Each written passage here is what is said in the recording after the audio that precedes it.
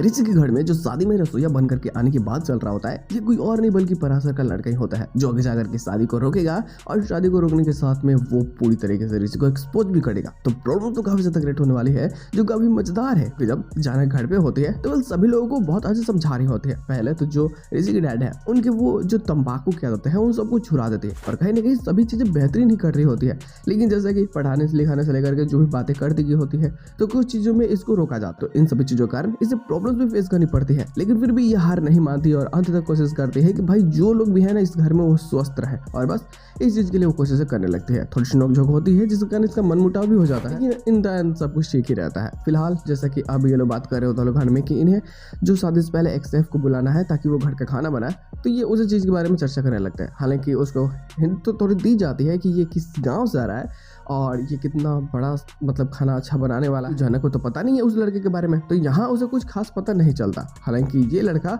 पराशर का ही बेटा होता है और पराशर उससे बोल दिया होता है तुम अगर शहर में जाकर के जॉब करना चाहते हो तो तुम्हें यहाँ गांव में रहने की कोई जरूरत है ही ना, तुम जाओ यहाँ से। खैर उनके बीच में भी मनमुटाव हो जाते हैं इस चीज को लेकर के, लेकिन जैसे कि जो गाँव की कंडीशन उसको सही करने के लिए इस लड़के को बाहर जाना ही पड़ेगा ताकि बाहर से जो भी पैसे का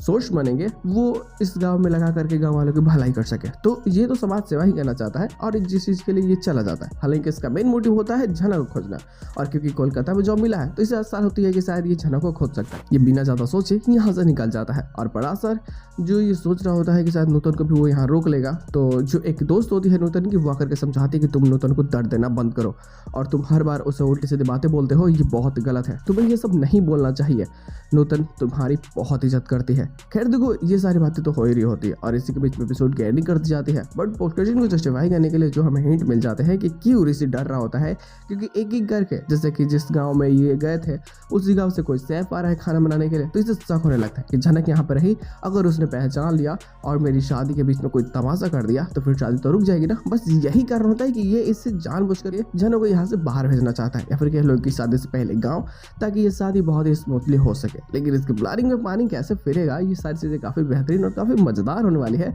तो बवाल भी क्रिएट होगा जो मजे देने वाली है। लेकिन ये शादी कैसे होती है और ये कैसे तमाशों का एक